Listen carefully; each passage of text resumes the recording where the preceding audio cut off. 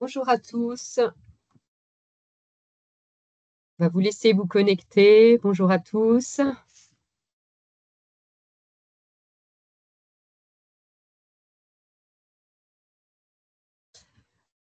Bonjour à tous et bienvenue pour notre webinaire sur le programme CARE, cybersécurité, accélération, résilience des établissements et plus spécifiquement sur la présentation que l'on vous fait concernant la déclaration d'atteinte des objectifs, la deuxième phase de cet appel à financement du domaine 1 qui concerne donc l'exposition Internet et l'Active Directory. Donc, on va lancer le webinaire. Il est 14h01. Vous êtes pas, tous les inscrits ne sont pas encore connectés, mais on sait que vous allez pouvoir vous connecter petit à petit. Pour vous présenter donc les intervenants, nous avons aujourd'hui donc Franck Mestre, qui est expert sécurité au sein de l'Agence du numérique en santé et qui est complètement dédié au programme CARE et à la constitution des différents domaines de sécurité opérationnelle.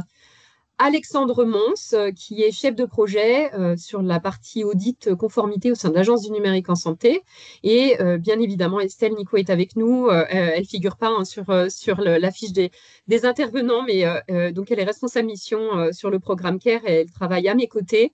Donc Élodie Chaudron, je suis directrice de projet et donc responsable du programme CARE pour la partie de l'Agence du numérique en santé. Quelques règles de bonne pratique. Alors, vous avez pu le constater, votre micro est coupé parce que vous êtes quasiment 900 à être inscrits à ce webinaire. Donc, c'était pour éviter effectivement le brouhaha. Toutefois, on vous a laissé une possibilité de pouvoir nous solliciter via le chat si vous avez des questions-réponses, sachant qu'on va aborder pas mal de sujets. Donc, on fera peut-être des petites pauses. Et en asynchrone, il y a toute l'équipe du programme CARE qui est là pour de toute façon répondre à l'ensemble de vos questions a posteriori de ce webinaire qui est enregistré, qui sera mis à disposition et qui sera renouvelé courant septembre pour tous ceux qui sont déjà partis en vacances. Vous aurez la possibilité de nous solliciter via le support et donc nous poser l'ensemble des questions pour qu'on puisse vous accompagner de manière singulière. Voilà, donc vous avez bien évidemment, puisque c'est enregistré, les caméras éteintes, mais comme je vous l'ai dit, vous avez la possibilité donc de nous solliciter en asynchrone a posteriori de ce webinaire et poser vos questions dans le chat. L'ordre du jour, donc on va traiter aujourd'hui, on va vous présenter donc la déclaration d'atteinte des objectifs. On a fait toute la première partie ensemble qui était de pouvoir déposer vos candidatures pour ce premier appel à financement. Donc on vous présentera le bilan de cette phase d'instruction de l'ensemble des candidatures et on va pouvoir aborder sur cette première partie de webinaire l'ouverture de la phase de déclaration d'atteinte des objectifs et de ces grands jalons, ainsi que le processus de déclaration des opérations de contrôle technique et financier, chose qu'on va vraiment aborder très précisément avec vous dans le souci de bien vous accompagner. Une deuxième partie qui vous représentera, on en a déjà parlé, mais on va re-rentrer dans le détail des objectifs que vous devez atteindre dans cet appel à financement. On vous partagera aussi quels sont les éléments de preuve qu'il va falloir que vous puissiez nous déposer. Et on fera un focus spécifique sur la trame de l'état financier que vous devrez renseigner et nous renvoyer. Et enfin, une dernière partie autour du mode opératoire de la déclaration d'atteinte des objectifs, puisque vous avez fait connaissance avec la plateforme eCare pour le dépôt de vos candidatures. On a développé donc un deuxième processus pour que vous puissiez venir déclarer l'atteinte de vos objectifs. Donc, on va vous montrer, on va vous accompagner sur le dépôt de ces preuves dans eCare et vous montrer comment cela fonctionne. Voilà, donc bilan final de la phase d'instruction des candidatures. Donc, vous avez été nombreux à candidater à ce premier appel à financement le domaine 1 de CARE. Vous voyez ici qui s'affichent les chiffres qui traduisent le fort engagement de l'ensemble des établissements, en tout cas pour maturer face aux risques cyber. Donc, on a reçu au total 1214 candidatures enregistrées à la fermeture du guichet. et il y avait 1430 établissements qui étaient éligibles. Sur ces 1214 candidatures enregistrées, 1181 candidatures ont été validées par les ARS à fin mai. Et donc, ce qui constitue ces 1180 établissements qui vont travailler avec nous, qui vont venir déposer l'atteinte des objectifs et qui ont validé cette première étape de validation, donc des prérequis. Ce que ça représente, c'est sur les 65 millions d'euros que nous avions pour ce premier appel à financement, ça représente donc 97,51% de l'enveloppe que l'on va pouvoir engager pour les établissements qui sont aujourd'hui candidats et pour qui, en fait, ces candidatures ont été validées par les ARS. Donc maintenant que cette première étape est passée, on va rentrer dans la seconde étape, celle où vous allez pouvoir déclarer l'atteinte de vos objectifs. Donc, vous êtes en train de recevoir aujourd'hui même l'ensemble des conventions qui vont vous lier à l'ANS.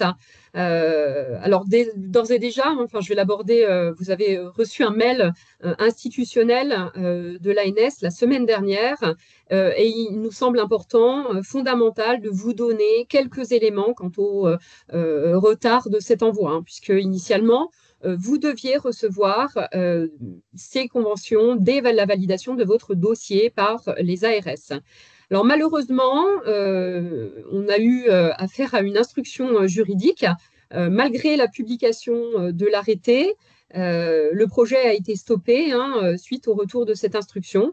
Et vous avez pu découvrir, sauf si vos fédérations ou vos agences régionales de santé avaient déjà communiqué sur le sujet, que pour des raisons légales, pour des raisons réglementaires, seuls les travaux qui ont débuté à compter de la date de publication de l'arrêté au journal officiel, soit à la date du 22 mars 2024, sont éligibles au financement.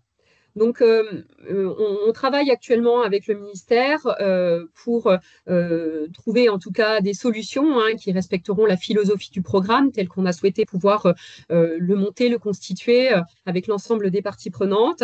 Et donc, le ministère communiquera dans les semaines qui viennent avec l'ensemble des fédérations et des ARS auprès de vous pour vous présenter les solutions que nous trouverons collectivement pour répondre à cette problématique. Alors, une fois que la convention sera signée par l'établissement, donc une fois que vous aurez reçu ces conventions et que vous aurez pu les faire signer, vous aurez accès à la plateforme eCare et donc vous pourrez procéder à la déclaration de l'atteinte de vos objectifs. Durant l'été, on a prévu déjà 3 ouvertures de cette plateforme eCare pour l'ensemble des établissements en fonction donc, des signatures. Donc, une première ouverture qui aura lieu fin juillet, une seconde ouverture qui aura lieu fin août et une troisième ouverture à mi-septembre. Dès que l'accès eCare vous sera donné, donc l'établissement pourra déclarer l'atteinte de ses objectifs et transmettre l'ensemble des preuves de manière sécurisée. C'est ce qu'abordera tout à l'heure Franck en deuxième partie. Vous allez aussi pouvoir fournir votre état financier qui sera rempli, signé, et on va aborder aussi ce point-là ultérieurement. On va faire vraiment un focus sur le remplissage et l'envoi de cet état financier. Donc, dès que vous aurez terminé le dépôt, l'ARS va contrôler que votre dossier il est bien complet. Donc, l'ARS, elle ne va pas faire une analyse de tous les documents que vous déposez. Ils sont déposés de manière sécurisée. Mais soyez donc vigilants, lors de la phase de candidature, on a réceptionné des listes de courses, des photos de famille, des tickets de caisse. Donc voilà, soyez vraiment vigilants à ce que vous déposez au moment de la déclaration d'atteinte des objectifs. À savoir qu'un dossier qui serait négligé ne serait pas forcément retenu. Dès la validation de la complétude du dossier par l'ARS, l'ARS de laquelle vous dépendez, donc l'ANS va prévoir et va venir réaliser une opération de contrôle technique et une opération de contrôle financière. Voilà, donc les grands jalons de la phase de déclaration d'atteinte des objectifs. Alors, on a parlé du calendrier initial. Calendrier initial qui a été largement impacté par le retard d'envoi des conventions qui devaient avoir lieu à compter normalement de fin mai. Donc, les conventions sont en cours d'envoi, comme j'ai pu l'évoquer. On est en train de les envoyer parallèlement. Et donc, les guichets de dépôt d'épreuves, donc de déclaration d'atteinte des objectifs et le guichet de paiement sont prêts à vous accueillir. Donc, dès lors qu'on aura reçu vos conventions signées, vous aurez un accès à la plateforme eCare pour ce faire. Et comme je vous l'ai dit, hein, donc en fonction des signatures de convention, on a prévu 3 ouvertures de la plateforme eCare pour cet été, une à fin juillet, une à fin août et une à mi-septembre. Donc vous pourrez déposer vos preuves jusque fin mai 2025 et les opérations de contrôle se dérouleront jusque fin juillet 2025. Le guichet de paiement fermera quant à lui fin octobre 2025. Il y a une autre question qui nous a été remontée largement, aussi par les fédérations, que je vais aborder d'ores et déjà, sur le sujet de la phase opérationnelle. Donc, dans l'arrêté, il y a une mention qui indique que la phase opérationnelle correspond à la période qui est comprise entre la validation de la candidature d'un établissement par son ARS sur le guichet dédié et le dépôt de la déclaration d'atteinte des objectifs par l'établissement sur le guichet dédié. Donc, on a reçu effectivement ces nombreuses demandes qui questionnent la validité de cette obligation en l'absence d'engagement contractuel et donc de la réception de la convention. On ne peut pas vous donner de réponse actuellement. C'est un sujet sur lequel on n'avait pas envisagé qu'il puisse y avoir des retards, en tout cas sur l'envoi des conventions. Donc, c'est un point que l'on a remonté à l'instruction juridique. Dans l'attente, cette phase opérationnelle correspond à la période qui est indiquée dans l'arrêté. Donc, le processus de déclaration et des opérations de contrôle technique et financier. Pour entrer plus dans le détail de la phase de contrôle que nous allons amorcer, on vous a préparé donc un schéma visuel et synthétique que vous voyez affiché ici. Donc, bien évidemment, vous aurez ce webinaire qui sera mis à disposition en replay, mais on vous laissera également la présentation pour que vous puissiez avoir ce schéma sous la main. Donc, comme vous le voyez, le schéma, il embarque une partie autour du contrôle technique qui correspond donc à l'atteinte des objectifs par les établissements et un contrôle financier. Ces contrôles, ils ne sont pas réalisés par les mêmes équipes. Vous avez, pour les contrôles techniques, vous aurez affaire aux équipes de conformité. Alexandre est avec nous aujourd'hui, il représente ces équipes. Et les contrôles financiers seront réalisés par les équipes financières.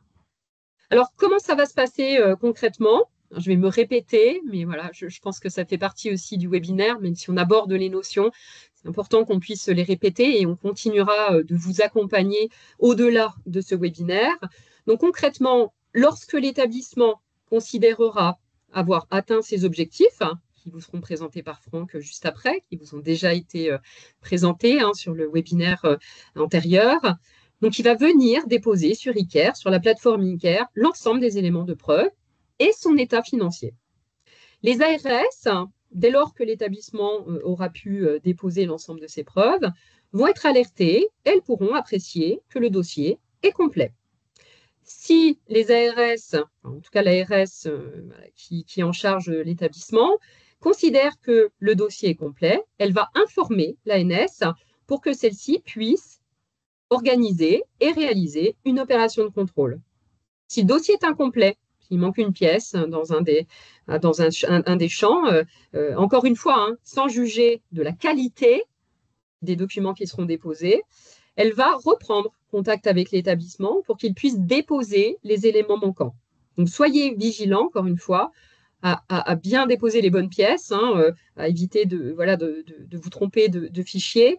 Et tous les documents seront parcourus dans le détail par les équipes de conformité au niveau de l'Agence du numérique en santé. L'ANS, une fois qu'elle sera alertée par l'ARS, donc va programmer et réaliser cette opération de contrôle. Si l'établissement a effectivement atteint les objectifs, alors l'ANS va lui délivrer une attestation d'atteinte des objectifs. Dans ce cadre-là, l'établissement et l'ARS vont être notifiés via la plateforme eCare et l'attestation sera envoyée dans le portail de paiement pour un déclenchement du paiement. Dans le cas contraire, si l'établissement n'a pas atteint ses objectifs, alors il va recevoir une attestation de non-atteinte des objectifs et donc l'établissement et l'ARS seront également notifiés. Parallèlement à ces opérations de contrôle technique, avant même la délivrance de l'attestation d'atteinte des objectifs, l'ANS va contrôler systématiquement la cohérence de tous les états financiers qui seront envoyés par les établissements. L'ANS va également vérifier la présence des signatures sur l'état financier. La signature du signataire de la convention, qui s'engage sur la totalité de la synthèse financière, on l'abordera juste après, dans le premier onglet de l'état financier, et la signature du trésorier payeur ou de l'agent comptable pour le secteur public et du DAF ou de l'expert comptable pour le secteur privé. On va faire un focus plus précis juste après. L'ANS, elle va aussi mettre en place un dispositif de contrôle financier extrêmement exhaustif avant et après le paiement. On va détailler juste après également. Voilà, donc on va aborder rapidement, ou pas en tout cas, l'ensemble des objectifs à atteindre. Je vais laisser Franck vous détailler quels sont ces objectifs et on fera un focus donc, sur les pièces justificatives qui restera à fournir. Je vais prendre les questions dans le chat. Franck, c'est à toi. Merci Elodie. Bonjour à toutes et à tous. Donc, faire un petit rappel rapide sur le domaine 1 du programme CARE. Donc, ce premier objectif est composé de 6 objectifs à atteindre, dont un spécifique pour les GHT. Le premier objectif est la maîtrise de l'annuaire de l'établissement. Il est composé de 2 cibles. La première, c'est de réaliser régulièrement des audits de tous les AD. La seconde cible, c'est d'atteindre un niveau minimum de sécurisation de ces AD. Le deuxième objectif est la maîtrise de l'exposition Internet avec 2 cibles aussi à atteindre. La première, c'est de réaliser régulièrement des audits d'exposition Internet. La seconde, atteindre un niveau minimum de sécurisation de l'exposition. Le troisième objectif est de réaliser un exercice cyber pour se préparer aux risques cyber, justement. Le quatrième, c'est de s'auto-évaluer sur sa maturité cyber en remplissant tous les volets de l'OSIS. Le cinquième, c'est de calculer la part du numérique dans le budget des établissements. Et le sixième est à destination des GHT sur la convergence qui se compose de 2 cibles. La première, c'est de piloter la réponse au programme et le suivi des objectifs. La seconde, formaliser une stratégie en matière de convergence des AD au sein du GHT.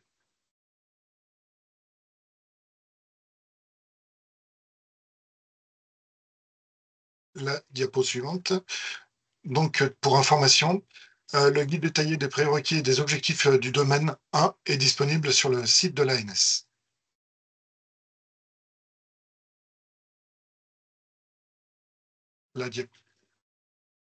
Donc, pour revenir en détail sur l'objectif 1, sur les 2 cibles du premier objectif, donc la maîtrise de l'Active Directory. La première cible est la réalisation régulière d'audits tous les 2 mois durant la phase opérationnelle. Pour cela, les outils à utiliser sont les outils ADS Oradad proposés par l'ANSSI. Une fiche ADS est disponible sur le site de l'ANS pour l'utilisation de ces services. Les documents justificatifs à retourner dans cet objectif sont la description exhaustive des infrastructures AD et de l'interconnexion et les rapports d'audit réalisés. Les éléments qui seront contrôlés seront l'exhaustivité de la déclaration des annuaires en lien avec les rapports fournis, la vérification de la réalisation des audits à la fréquence indiquée, c'est-à-dire tous les 2 mois. En point d'attention, les annuaires Azure AD, Microsoft Entra ID, pour son nouveau nom, ne sont pas concernés par cet objectif. La seconde cible de ce premier objectif est l'atteinte d'un niveau de sécurisation minimum de l'Active Directory. Donc un score supérieur ou égal à 2 doit être obtenu sur les 2 derniers audits pour les différents Active Directory déclarés. Pour les GHT, en particularité, la cible doit être atteinte pour tous les AD de l'établissement support et si le GHT a plusieurs EJ, tous les AD d'au moins 2 établissements et pour un nombre d'établissements représentant au moins 66% de l'activité combinée du GHT. Pour les autres établissements hors GHT, la cible doit être atteinte pour tous les AD de l'entité juridique. Et si l'entité juridique a plusieurs entités géographiques, tous les AD d'au moins 2 établissements pour un nombre d'établissements représentant au moins aussi 66% de l'activité combinée de l'entité juridique. Les documents justificatifs à fournir sont les 2 derniers rapports ADS de l'ensemble des Active Directory. Les éléments contrôlés sont l'atteinte du score sur les 2 derniers audits, le contrôle du pourcentage de l'activité combinée couverte par les Active Directory ayant atteint l'objectif et un contrôle détaillé des rapports. En point d'attention, au moment de la déclaration de l'atteinte des objectifs, le dernier audit devra dater d'1 mois maximum.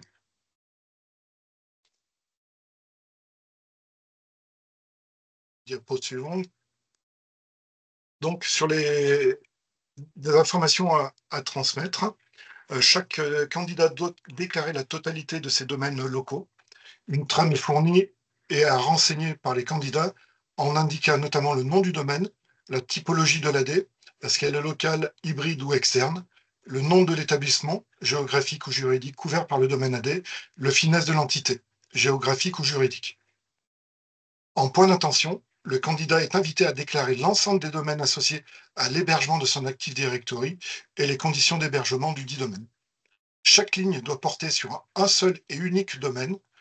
Ce document est complété de manière exhaustive en respectant les conditions suivantes. Les GHT doivent renseigner pour l'ensemble des entités juridiques parties au groupement.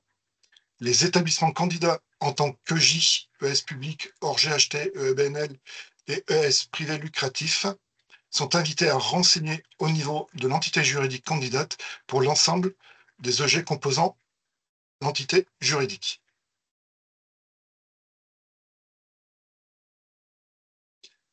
Plusieurs questions qui nous sont remontées sur ce premier objectif. Donc, sur l'Active Directory, donc si un établissement ne dispose pas d'une infrastructure Active Directory, qu'en est-il des indicateurs D01 A et B? Peuvent-ils être considérés comme non applicables ou bien disposer d'une infrastructure Active Directory est-elle rendue obligatoire pour atteindre les objectifs du programme CARE? Donc la réponse à apporter à cette question, c'est que la sécurisation des annuaires techniques reste un des pivots de ce premier appel à financement. Avant de pouvoir répondre à cette question, les ARS sollicités doivent demander aux ES de préciser leur situation avant de transmettre ces documents à l'équipe programme. L'architecture, le nombre de postes concernés, d'utilisateurs, l'infrastructure générale de l'établissement en termes de réseau, data center, etc. et les actions de remédiation prévues pour le D1. La seconde question qui nous a été posée, c'est les pièces justificatives des audits AD pour les GHT. Dans le cas d'un GHT, la candidature est portée par l'ES support pour son propre compte et celui de tous les ES parties. Il existe certaines règles permettant de valider l'atteinte des cibles d'usage. Exemple, 66% de l'activité combinée pour le sous-objectif B. Est-il bien prévu que soient déposés les résultats des mesures et leurs justificatifs pour chacun des ES constitutifs du GHT? Donc, pour cette question concernant les audits AD, il est bien demandé de fournir toutes les pièces permettant de justifier l'atteinte des objectifs, à savoir tous les rapports d'audit pour tous les Active Directory du GHT, et le score de 2 doit être atteint sur les 2 derniers audits pour un ensemble d'Active Directory correspondant à 66% de l'activité combinée du GHT. Pour ce qui est de Azure AD, donc l'outil ARADAD peut-il être utilisé par les établissements qui utilisent Azure AD, Microsoft Entra ID, c'est-à-dire des versions dans le cloud? Donc pour les établissements qui utilisent Azure AD, l'outil ARADAD ne fonctionne pas avec ce type d'architecture. Un outil spécifique appelé ORADAS, adapté à ce type d'architecture, est en cours de développement par l'ANSSI. En revanche, sa mise en production pour la phase opérationnelle du domaine 1 ne peut être garantie.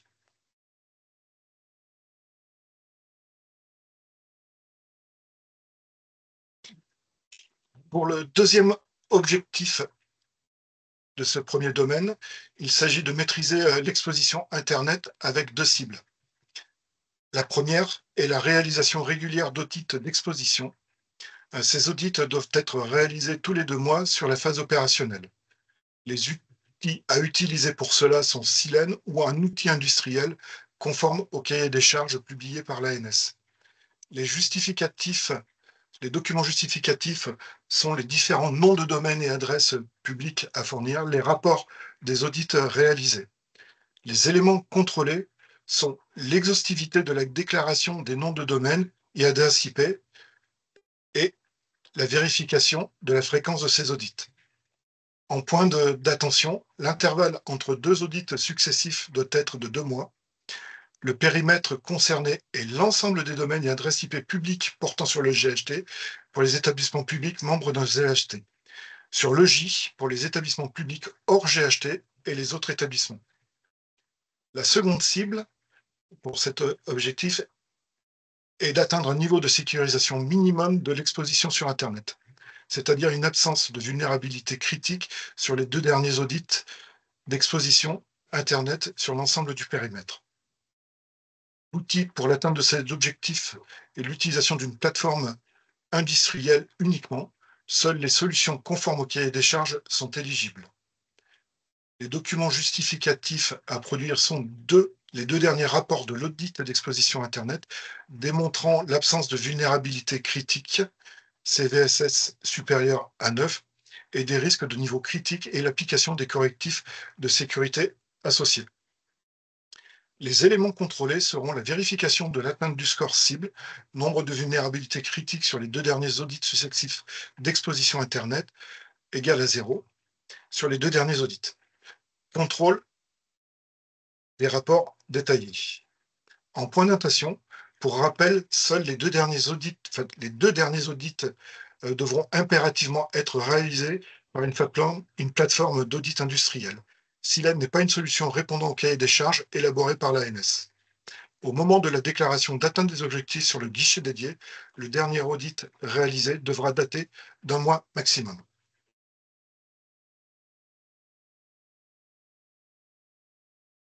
Donc, un focus sur la liste des domaines exposés et des adresses IP publiques. Donc, chaque candidat doit déclarer l'ensemble des adresses IP publiques et noms de domaine exposés sur Internet de tous ses établissements membres pour justifier l'atteinte de cet objectif. En ce sens, une trame est fournie à renseigner des précédents éléments. Chaque ligne doit porter sur un seul et unique domaine ou une seule et unique adresse IP. Ce document doit être rempli de manière exhaustive en respectant les conditions suivantes. Les GHT doivent renseigner le document pour l'ensemble des entités juridiques parties du groupement. Les établissements candidats en tant qu'EJ, ES public hors GHT, EBNL et ES privé lucratif, sont invités à renseigner le document à la maille de l'entité juridique candidate pour l'ensemble des EG composant le J.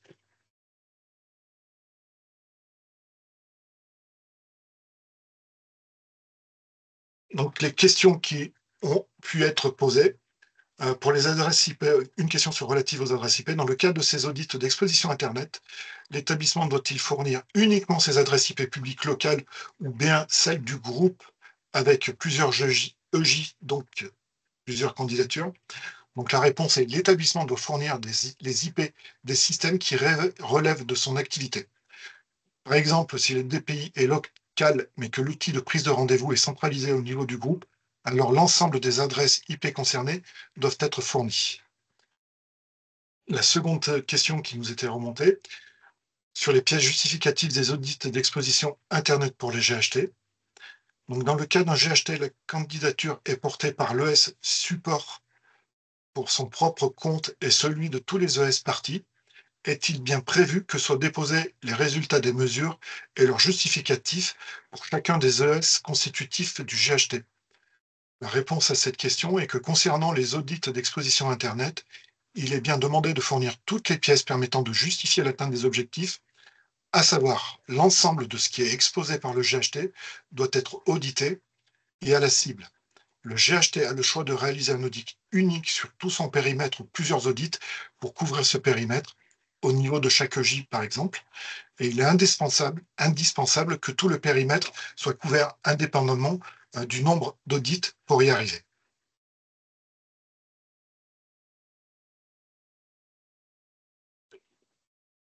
Pour le troisième objectif, dont la cible est de se préparer au risque cyber, pour cela, l'ensemble des établissements, au sens finesse PMSI, devront avoir réalisé un exercice.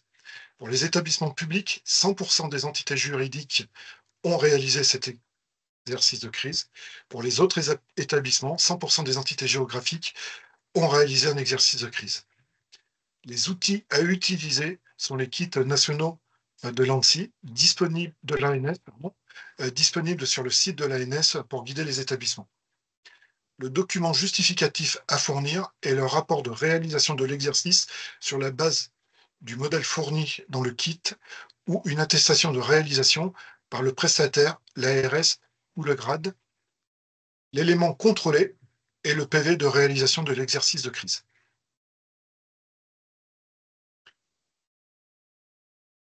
Diapo suivante. Donc les questions, une seule. Financement cyber, régionaux cyber. Quid des financements régionaux accordés à certains établissements? Doivent-ils être déduits des coûts engagés pour la déclaration de l'état financier? Donc, les financements touchés par les établissements dans le cadre des financements régionaux, FIR, doivent être déduits de la déclaration des coûts engagés.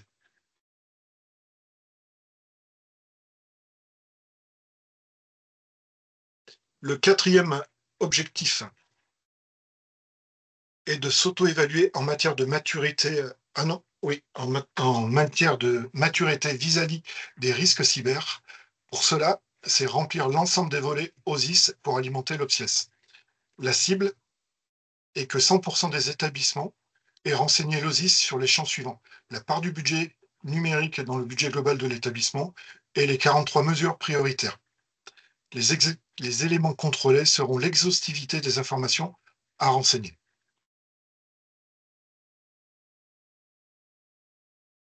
Une question relative au renseignement d'OSIS posée. Donc, le renseignement des champs portant sur les 43 mesures prioritaires est-il de lui-même suffisant ou un niveau à atteindre est-il requis? La réponse à cette question, c'est qu'il n'y a pas de niveau à atteindre.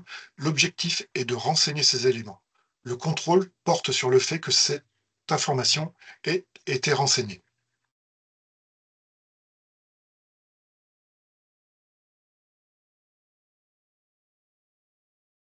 Le cinquième objectif est de calculer la part du numérique dans le budget des établissements. Ce calcul porte sur la part du budget dédié au numérique dans le budget général des établissements et le nombre d'ETP dédiés à la sécurité des systèmes d'information. Ces ETP incluent les ressources de la DSI ainsi que le RSSI. Cette part du budget dédié au numérique et les ETP doivent être restituées au niveau d'une entité juridique. De plus, pour les GHT, les valeurs sont à renseigner pour chaque entité juridique constituant le GHT. Les éléments contrôlés seront l'exhaustivité des données. Les points d'attention sur cet objectif sont que les établissements publics, ESPIC et EBNL sont invités à exploiter directement les données soumises via la plateforme Ancre pour le calcul de la part du budget dédié au numérique et à reporter celle-ci dans les dispositifs de renseignement de l'OPSIES. Le second point d'attention, il est demandé de lister de façon détaillée les métiers et d'indiquer pour chacun d'entre eux le nombre d'ETP au sein de la direction des systèmes d'information ou de la direction des services numériques, cellules ou services sécurité des systèmes d'information incluses dans le dispositif de renseignement de l'OPSIES. Les personnels détachés sur un projet SI hors de la DSI ainsi que les personnes associées au PMSI ne sont pas à comptabiliser.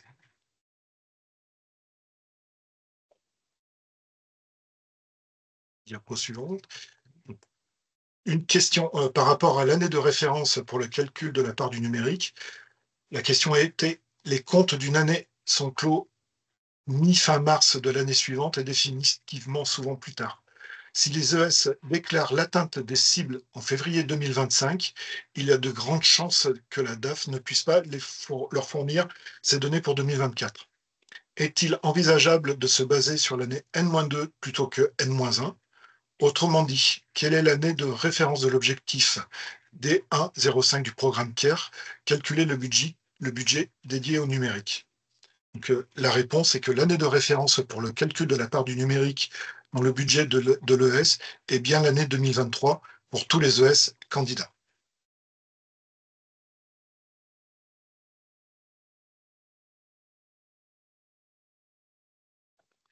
Pour le sixième objectif spécifique au GHT, il porte sur le renforcement de la convergence des GHT avec deux cibles. La première est de piloter au niveau du GHT la réponse au programme et le suivi de l'atteinte des objectifs. Pour cela, le GHT doit désigner un référent du projet nommé par le directeur de l'établissement support de GHT, dont le rôle sera de suivre la bonne réalisation des audits Active Directory et d'exposition Internet, de veiller à la bonne exécution de l'exercice de gestion de crise, de veiller au bon remplissage de l'OSIS, dont notamment la part du numérique dans le budget, de mettre en place une équipe opérationnelle unique pour la gestion des Active Directory au niveau du GHT, en charge de la réalisation des audits et des actions de remédiation associées.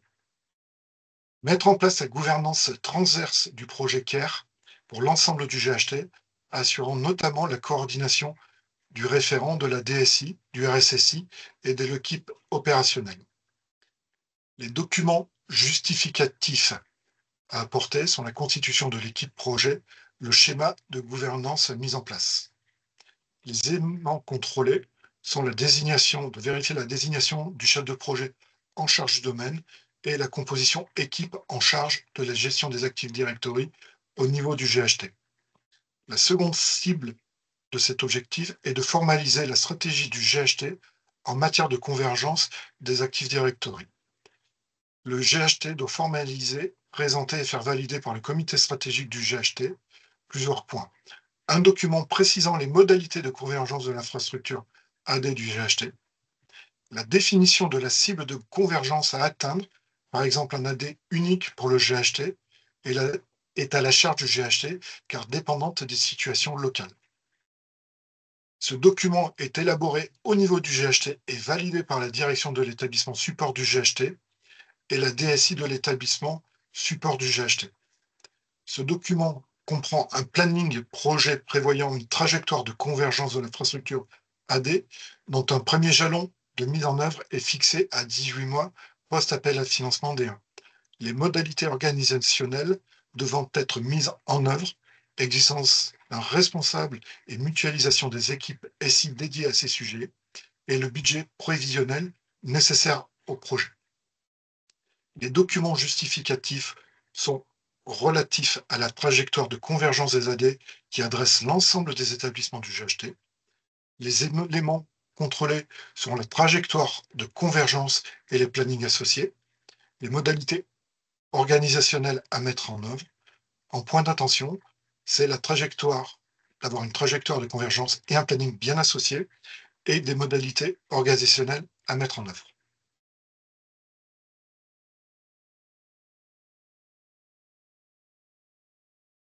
Les questions. Est-ce qu'une architecture cible est-elle imposée?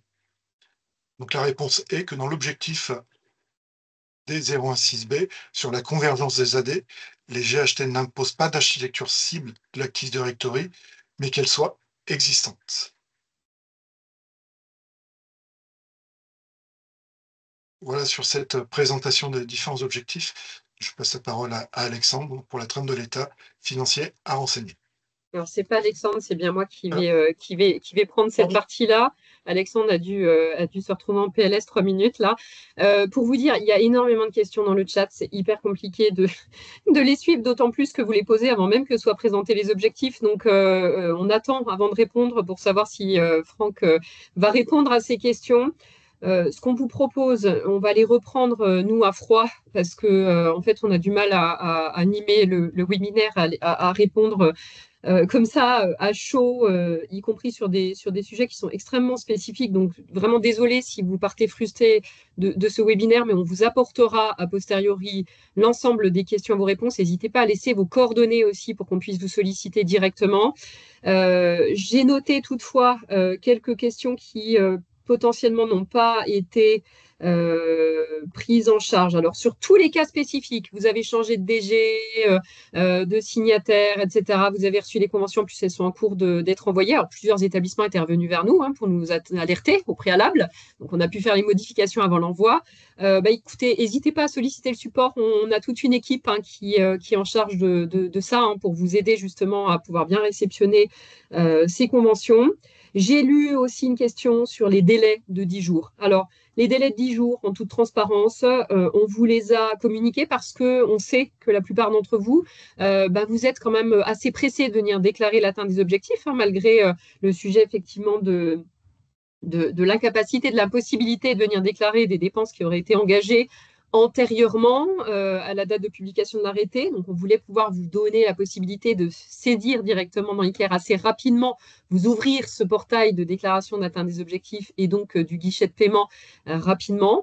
Vous n'avez pas que 10 jours, vous pouvez déborder un petit peu, sachant que la signature de la convention vous permettra d'accéder au dépôt des preuves. Donc, ne tardez pas trop. Ce serait dommage de louper le coche, sachant que nous, on va ouvrir fin juillet, fin août et mi-septembre. Voilà, je ne sais pas si ça répond à vos questions. Oui, les conventions sont en cours d'envoi. Je vois une question qui passe. Voilà. Sur le sujet de l'OSIS, alors vous déclarez, vous saisissez dans l'OSIS qui est mis à disposition aujourd'hui par la TIH, donc en fonction de la date à laquelle vous allez saisir vos informations et déclarer l'atteinte de vos objectifs. Le ministère saura nous indiquer, enfin, en tout cas la TIH saura nous indiquer s'il y a à un moment donné une migration vers le V3. Vous nous parlez aussi de la déclaration, de ce que vous devez déclarer en termes d'exercice de crise. Si vous avez réalisé votre exercice de crise en 2023, vous atteignez les objectifs. Mais vous ne pouvez pas le valoriser dans les coûts que vous allez venir glisser dans cet état financier, puisqu'ils sont antérieurs à la date de publication de l'arrêté. D'autres ont fait l'exercice de crise et il a déjà été financé par les ARS. Donc, de la même manière, on ne peut pas aujourd'hui valoriser et donc vous financer des exercices de crise qui auraient déjà été financés par un autre financement. Voilà, je ne sais pas si ça répond à votre question. Donc, il y a vraiment cette partie déclaration d'atteinte des objectifs. Donc, vous validez bien l'atteinte de l'objectif. Par contre, vous ne pouvez pas bénéficier du financement qui correspond à l'atteinte de cet objectif s'il a déjà été financé ou s'il est antérieur, si la commande est antérieure à la date de publication de l'arrêté. Je crois qu'il y a énormément de questions plus techniques. Franck, je te laisse regarder pendant que je parle de l'état financier l'ensemble de ces questions. Je crois que Steven aussi est avec nous et a traité quelques-unes d'entre elles. Sachez vraiment qu'on a le souci de vous donner l'ensemble des réponses à toutes ces questions et de vous accompagner au mieux. Donc, en fonction des retours qu'on aura, on réabordera plus précisément l'ensemble de ces questions pour le webinaire de septembre qu'on va organiser en complément. Voilà, donc financement du domaine 1, donc comme promis, je fais un focus cette fois sur le contrôle financier. On a abordé le contrôle technique, les opérations de contrôle. Je l'ai dit en introduction, je viens de le répéter aussi avec la réponse aux différentes questions.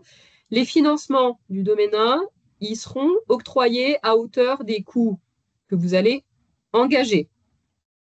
Le montant du financement délégué, il va correspondre au montant que vous allez déclarer dans la limite d'un montant plafond que vous connaissez, puisque celui-ci il est publié sur le site de l'ANS. Les montants plafonds, ils ont été calculés avec les règles qui figurent à l'arrêté dans les annexes en fonction de l'activité combinée et de la taille de vos établissements.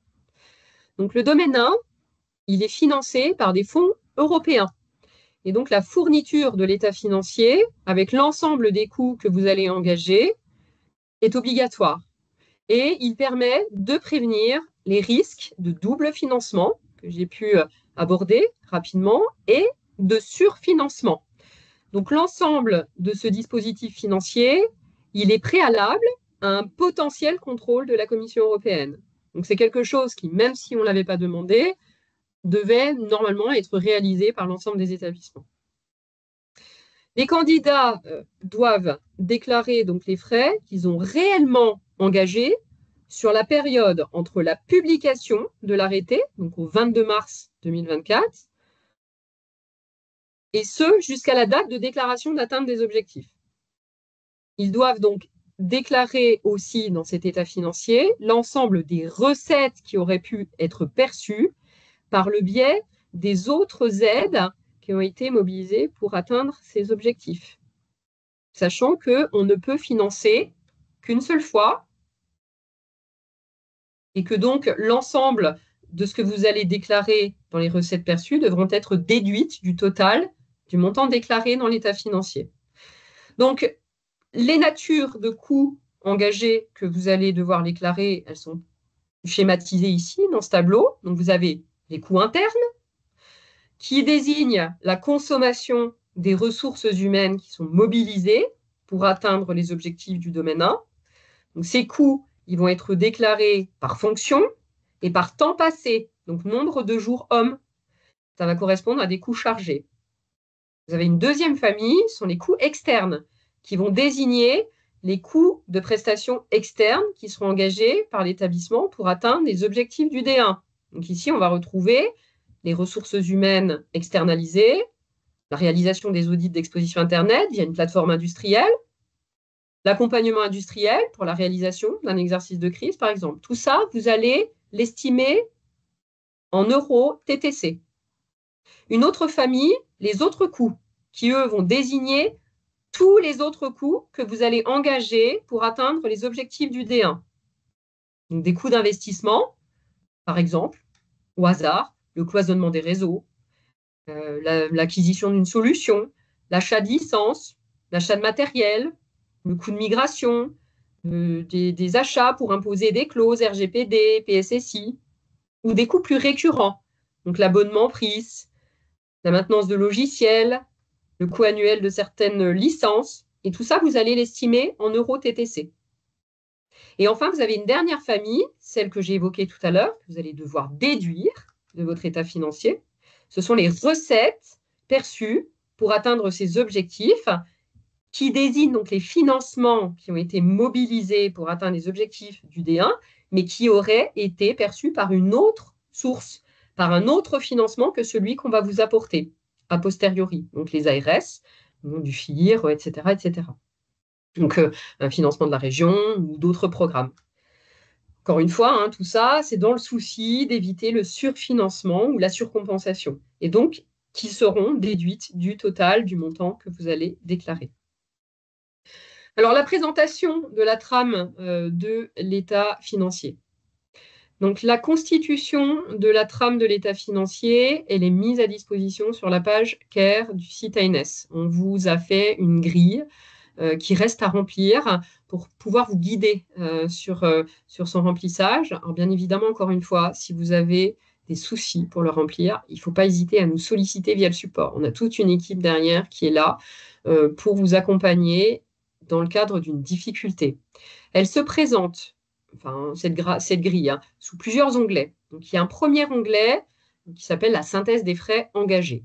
Donc, l'onglet, c'est le petit 1 que vous voyez tout au-dessus. Donc, cet onglet, il va proposer une synthèse de tout ce que vous allez saisir dans un autre onglet qui va s'appeler déclaration des frais engagés. Donc, cette synthèse, elle est importante pour nous au niveau des contrôles financiers parce que c'est celle qui va être regardée. Parce que aussi, elle va venir donc synthétiser l'ensemble de ce que vous allez déclarer, mais elle va aussi porter une signature, même 2 signatures. Celle de l'ordonnateur, donc le signature de la convention ANS établissement. Donc, si ce n'est pas le directeur de votre établissement, l'établissement support, il nous faudra une délégation de signature jointe au dossier. Mais il faudra aussi une signature pour les établissements publics du trésorier payeur et pour les établissements du DAF, des établissements privés, du DAF ou du CAC. Il y a un autre onglet, donc la déclaration des frais engagés. Ça, c'est le deuxième volet que vous voyez. C'est dans cet onglet-là que vous allez pouvoir lister l'ensemble des coûts que vous allez engager pour atteindre les objectifs du D1. Donc, les coûts, vous allez les décliner par objectif. Ils peuvent être de nature différente, on vient de l'évoquer, donc les coûts internes, les coûts externes, les autres coûts, et vous allez aussi intégrer les recettes que vous avez pu percevoir pour atteindre cet objectif, comme on l'a évoqué plus haut, ce que vous avez déjà pu financer par le biais d'autres aides. Les situations sont extrêmement hétérogènes dans chacun des établissements. C'est la raison pour laquelle on ne vous guide pas outre mesure et qu'on vous laisse la main sur l'identification de ces différentes lignes. Certains établissements vont engager énormément de ressources internes. D'autres vont aller solliciter beaucoup de prestations externes. Donc, c'est vraiment en fonction de votre situation. On vous fera confiance sur ce remplissage. Et si vous avez des doutes, il ne faut pas hésiter à nous solliciter pour qu'on puisse vous répondre via le support. Alors, il y a un point qui est important, c'est que si vous voulez que les coûts soient réellement pris en compte au moment du financement, donc à la phase finale, lorsque les équipes financières et les équipes conformité vont venir jeter un œil sur ces différents états financiers, veillez bien à ce que la nature du coût que vous allez afficher dans cet état financier corresponde à une action qui vise à atteindre les objectifs du D1. Et bien évidemment qu'ils n'aient pas déjà été financés préalablement. Et enfin, donc, vous avez un troisième onglet qui s'appelle ressources internes. Et dans cet onglet, vous allez pouvoir renseigner la liste des fonctions que vous allez mobiliser pour atteindre les objectifs du D1. Par exemple, un ingénieur hospitalier, un DSI, un RSSI. Et là, vous allez pouvoir indiquer le salaire brut annuel, le nombre de jours travaillés annuels et le nombre de jours consacrés à l'atteinte des objectifs du D1. Je vous invite à vous appuyer sur vos conventions collectives et vos grilles salariales dans le souci de la confidentialité. On a eu des retours d'établissements qui disaient « je ne veux pas afficher le salaire de mon RSSI sur cette grille, etc. » L'objectif, il est bien de valoriser une fonction. Donc, vous avez des conventions collectives et des grilles qui vous permettent d'afficher, on va dire, des montants très généralistes, très macro. Alors, le dispositif des contrôles financiers. Une fois par mois, la liste des candidats pouvant bénéficier d'un paiement ainsi que les trames financières vont être adressées, qui seront adressées par les établissements, vont être transmises au service des finances par les équipes de la conformité. Les équipes des finances vont réaliser un contrôle systématique pour tous les établissements qui déposent la déclaration d'atteinte des objectifs sur la synthèse financière. Donc, je le répète encore une fois, le service financier va vérifier la cohérence entre les dépenses déclarées, les recettes perçues et les totaux engagés. Et le service financier va également vérifier la présence des signatures sur l'état financier du signataire de la convention, qui va s'engager sur la totalité de la synthèse financière, et la signature du trésorier payeur ou de l'agent comptable pour le secteur public, ou du DAF ou de l'expert comptable pour le secteur privé. Si le service des finances constate des incohérences, il pourra demander des compléments d'information directement à l'établissement. En complément de cette vérification exhaustive, de ce contrôle exhaustif, il y a des contrôles par sondage qui sont prévus avant et après paiement. Donc, avant paiement, le service des finances va contrôler de manière poussée tous les dossiers qui seront supérieurs à 50 000 euros. Et sur 5% des dossiers inférieurs à 50 000 euros, il y aura une sélection par sondage. Sur cette base, le service des finances va contacter les bénéficiaires pour obtenir les commandes et les factures qui vont correspondre aux dépenses externes et indirectes qui sont inscrites dans l'état financier, comme le ferait la Commission européenne. Les dates des commandes et des factures seront donc contrôlées pour s'assurer qu'elles ne sont pas antérieures à la date de mise en place du dispositif et donc de la date de publication de l'arrêté au 22 mars 2024. Et le service des finances va contrôler également les pièces qui vont permettre de justifier les dépenses internes, la convention collective et les grilles. Après paiement, le service des finances va contrôler, selon les mêmes modalités, 5% des dossiers. À la fin du dispositif, 10% des dossiers devront avoir été, à minima, contrôlés. Ce sont les engagements que nous avons vis-à-vis de la Commission européenne.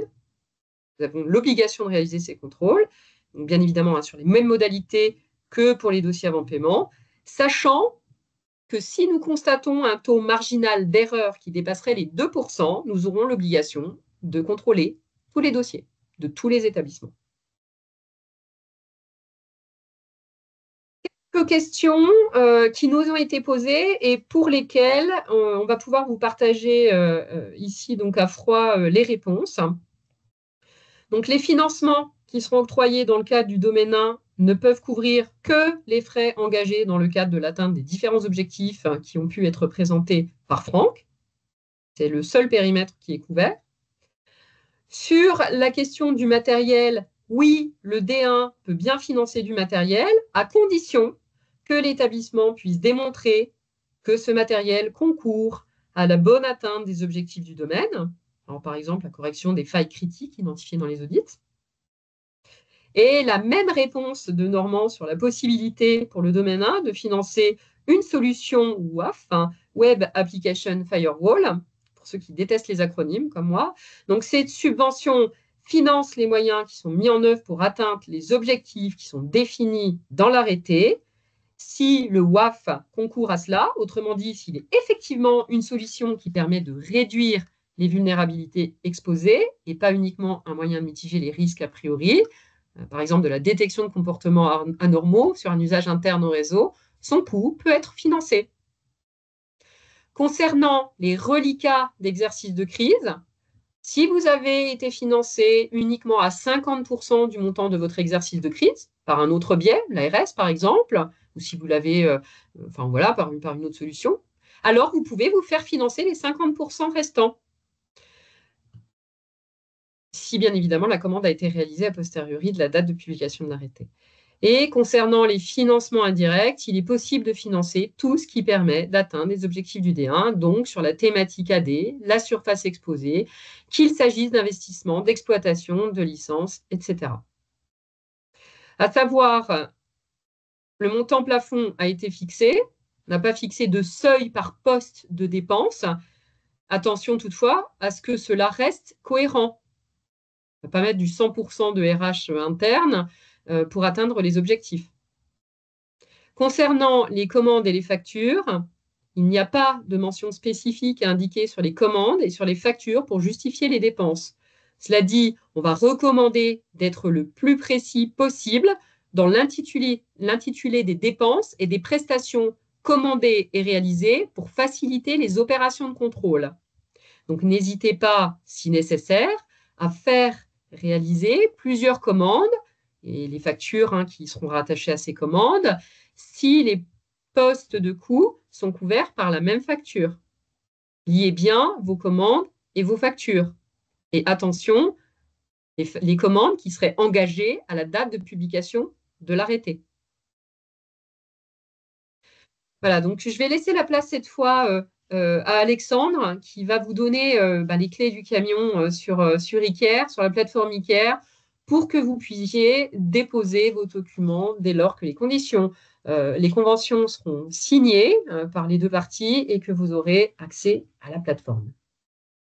Je te remercie, Elodie. Bonjour à toutes et tous. Alors effectivement, pour procéder donc à la déclaration d'atteinte des objectifs, vous devrez vous connecter à la plateforme ICARE avec le compte référent dossier qui a été utilisé lors du dépôt de votre candidature. Pour accéder à la déclaration également des objectifs sur la plateforme ICARE, il faut que la convention soit co-signée par l'établissement, mais également par l'Agence du numérique en santé. Et donc, comme on vous l'a présenté au fil de ce webinaire, donc pour les conventions qui seront co-signées avant le 26 juillet, vous pourrez accéder à la plateforme en date du 31 juillet. Pour les conventions qui seront co-signées entre le 26 juillet et le 23 août, vous pourrez accéder à la plateforme à partir du 28 août. Et pour les conventions qui sont signées entre le 23 août et le 13 septembre, vous pourrez accéder à la plateforme à partir donc du 18 septembre. Également à savoir, si vous souhaitez modifier le référent dossier, dans ce cas, il faut que le nouveau référent crée un compte sur la plateforme ICARE en remplissant donc le formulaire d'inscription, puis envoyer un mail à l'adresse ans-support-convergence@isanté.gouv.fr avec donc le nom utilisateur du nouveau référent et également la référence de son dossier pour que derrière nous puissions donc lui rattacher le dossier de candidature. Un petit rappel également sur la plateforme eCare, donc vous pouvez télécharger dès à présent un guide qui va vous reprendre un petit peu toutes les étapes de comment donc déclarer l'atteinte des objectifs. Et vous pouvez également télécharger dès aujourd'hui les trames AD, Expo Internet, mais également état financier.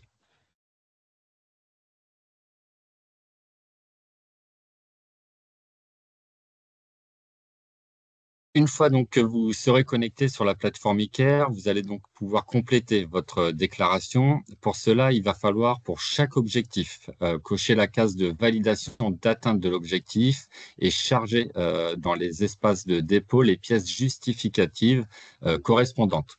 En fonction des objectifs, effectivement, les règles concernant la taille, le type de fichier autorisé, etc., seront indiquées sur la plateforme. En ce qui concerne l'objectif D101, D102, on a mis en place un système d'échange de documents confidentiels pour que vous puissiez transmettre vos rapports d'audit de manière sécurisée et chiffrée en utilisant, la solution Z. Les recueils de déclaration des infrastructures AD et des expositions Internet ne sont pas à charger dans le conteneur Z, mais dans un espace de dépôt associé à cela. Une fois que vous avez fini votre saisie, vous aurez juste appuyé donc sur le bouton suivant pour accéder donc au récapitulatif de votre saisie. Et donc derrière, ça, vous pourrez valider. Comme évoqué donc juste à l'instant pour les objectifs donc D101 et D102, on a mis en place donc des conteneurs chiffrés et pour cela donc il va falloir que télécharger le conteneur Z.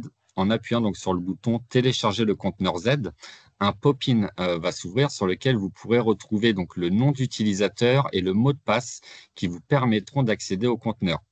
J'attire vraiment votre attention sur ce sujet-là. Les informations qui vont être affichées sur ce pop-in ne seront accessibles uniquement à cette étape et il ne sera plus possible d'y accéder par la suite.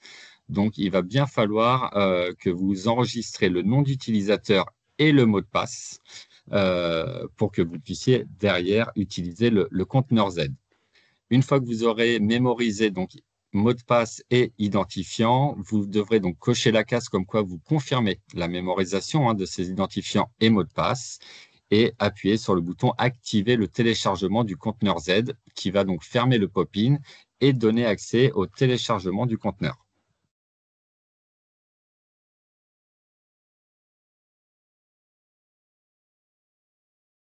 Vous pourrez donc par la suite cliquer sur le bouton télécharger le conteneur Z pour récupérer donc le conteneur à alimenter.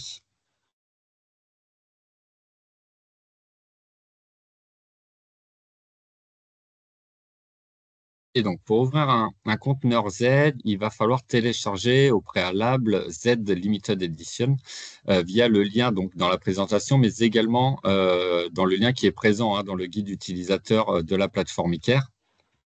Une fois que vous aurez téléchargé ZLE, vous pourrez ouvrir le conteneur téléchargé précédemment directement via votre explorateur de fichiers.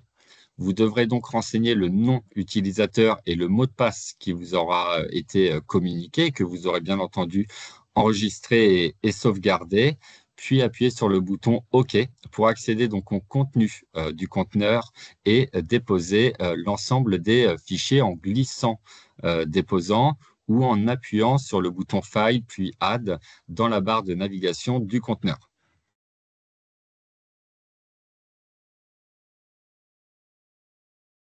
Une fois que vous avez chargé donc toutes les preuves dans le conteneur, vous pourrez le fermer, puis à partir de l'espace de dépôt des preuves, cocher la case indiquant que vous acceptez donc que les preuves déposées soient analysées par des vérificateurs de l'Agence du numérique en santé et ajouter donc le conteneur soit directement via un glisser-déposer ou en parcourant l'explorateur de fichiers.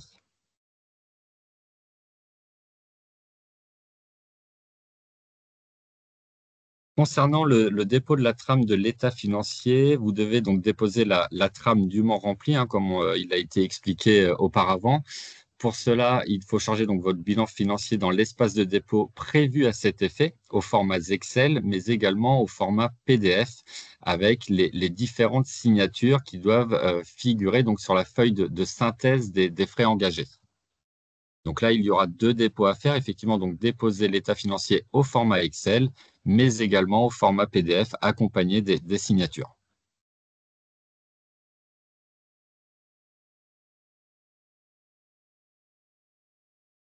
Après avoir vérifié donc votre saisie sur le récapitulatif, vous pouvez donc cliquer sur le bouton «Transmettre votre candidature» afin que donc votre déclaration soit transmise au vérificateur des ARS auquel votre établissement est rattaché. Et une fois que les vérificateurs ARS a validé la complétion de votre dossier, celui-ci sera transmis directement au vérificateur de l'ANS pour l'analyse et la vérification de l'intégralité des preuves.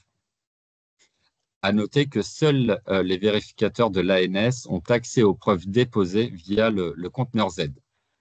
À la suite de l'analyse des vérificateurs de l'ANS, vous serez notifié par mail vous confirmant la validation ou le rejet de votre dossier et nous vous inviterons à vous connecter à nouveau sur la plateforme ICARE pour pouvoir télécharger l'attestation d'atteinte ou de non-atteinte du domaine, mais également le rapport de conformité qui sera attaché.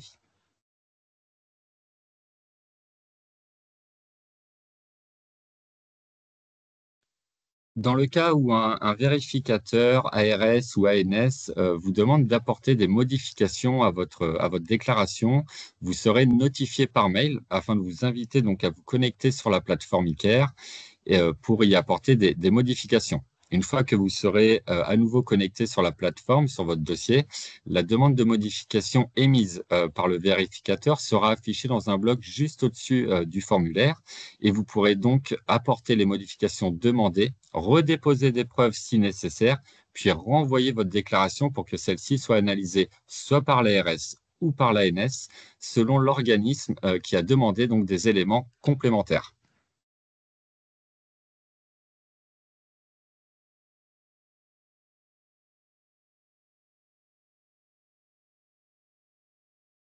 Merci Alexandre, je crois que tu n'as pas de questions dans le chat. J'essaye de naviguer, c'est vraiment hyper compliqué. Et oui, tout s'enchaîne trop vite et on a du mal à vous répondre. Donc on est hyper frustrés aussi de notre côté. C'est pas évident de faire l'animation et puis de répondre en même temps.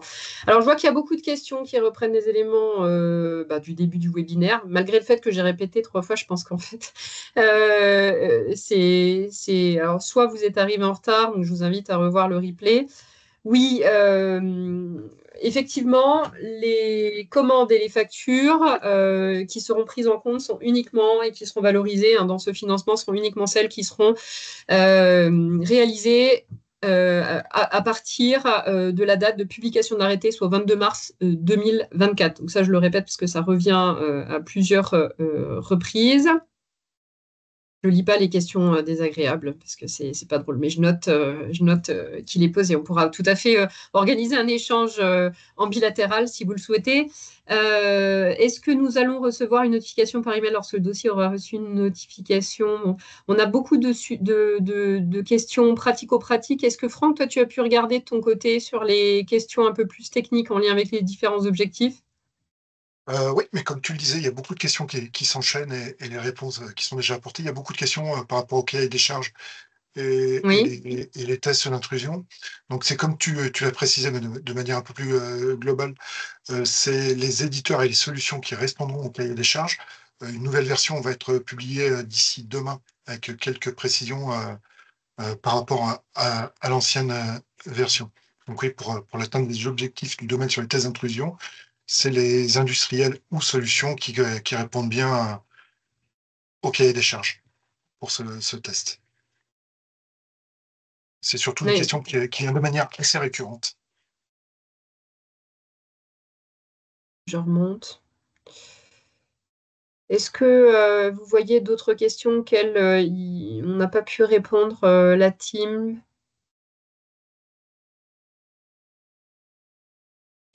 Bon, dans tous les cas, vous avez toujours cette possibilité de nous solliciter directement pour vos sujets un peu plus singuliers, en bilatéral, via le support. Donc, on vous a mis un lien. Nous, on sera présent tout l'été. Donc, on va vous accompagner sur l'ensemble de la démarche, y compris pour répondre aux questions moins généralistes que celles qui ont été abordées aujourd'hui. Si vous avez des spécificités ou des incompréhensions, il ne faut pas hésiter à nous solliciter. On vous met à disposition sur la page web qui est dédiée au programme CARE l'ensemble de l'état financier, l'ensemble de ces documents. On remet à jour le guide des objectifs, comme a pu l'évoquer Franck, ainsi que le cahier des charges. On va modifier l'adresse support, que vous puissiez bien nous solliciter. Vous avez également donc la base des établissements éligibles avec l'AC 2022, l'activité combinée 2022, ce qui correspond, c'est là que vous allez trouver vos montants plafonds. J'ai vu des questions aussi dans le chat de ceux qui n'auraient pas pu aujourd'hui les recueillir. Aurons-nous une liste des plateformes industrielles éligibles et conformes au cahier des charges? Comme vous le savez, on a déjà abordé, l'ANS n'a pas lancé de procédure de référencement de labellisation. On est de la même manière contraint par le temps. On a vraiment cette volonté d'engager rapidement cette enveloppe de 65 millions d'euros, que vous puissiez en tout cas la consommer pour atteindre un certain nombre d'objectifs. Donc, on vous invite à contractualiser directement avec les industriels qui aujourd'hui proposent des solutions qui sont conformes au cahier des charges, sachant que de notre côté, on réfléchit à la manière dont on va pouvoir vous aiguiller. On a compris que c'était un véritable problème, donc on a pris ce point et on viendra vers vous dès lors qu'on aura pu trouver une solution qui soit moins lourde, moins longue qu'une procédure de référencement de labellisation. Je prends encore, si un exercice cyber a été réalisé en 2023, faut-il en refaire un? Vous avez de toute façon cette obligation, il y a une instruction à paraître qui invitera les établissements à réaliser un exercice annuel de crise. Donc n'hésitez pas, en tout cas surtout s'il a déjà été financé, puisque on ne va pas financer de dépenses qui auraient été engagées en 2023, antérieures à la publication de l'arrêté, soit 22 mars 2024. Donc n'hésitez pas à profiter de l'opportunité de ce financement pour réaliser cet exercice annuel et donc à vous engager à en réaliser un autre. Voilà, je sais pas, je pense qu'il y a beaucoup de choses qu'on n'a pas encore abordées.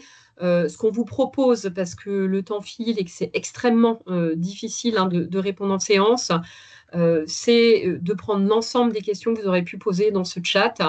On va reprendre l'ensemble de ces questions et réitérer ce webinaire à la rentrée. Tout le monde sera là. On va bien évidemment aussi vous publier un document, une foire à questions, dans lequel vous allez retrouver l'ensemble de ces questions et l'ensemble des réponses. Et bien évidemment, on est à votre disposition et présent tout l'été pour vous accompagner dans la déclaration d'atteinte des objectifs et pour répondre à l'ensemble de vos questions si nécessaire. Alors, le webinaire, il est en replay. Normalement, fin de semaine, vous l'aurez en replay mis à disposition sur la chaîne YouTube. Et on vous mettra bien évidemment présentation dès ce soir, je pense. Elle vous sera mise à disposition, donc vous aurez un accès. Peut-on déposer une partie des cibles sur ICARE ou faut-il déposer 100% des cibles en une fois? 100% des cibles en une fois.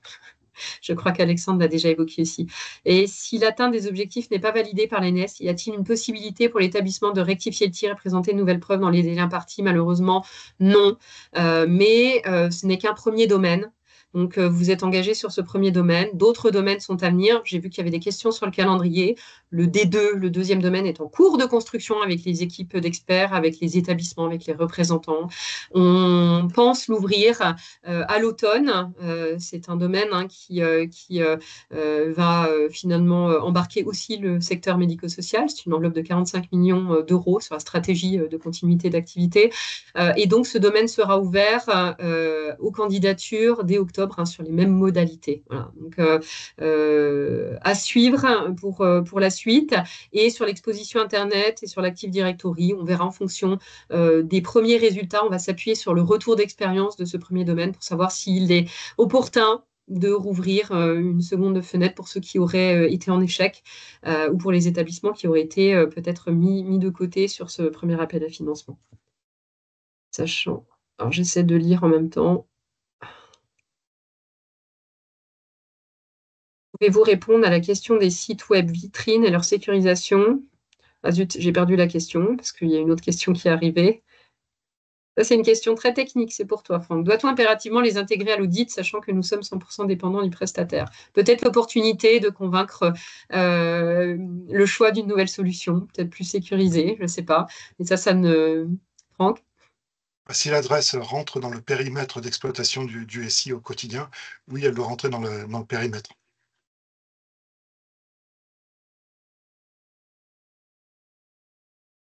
Voilà, donc on va reprendre l'ensemble de vos questions.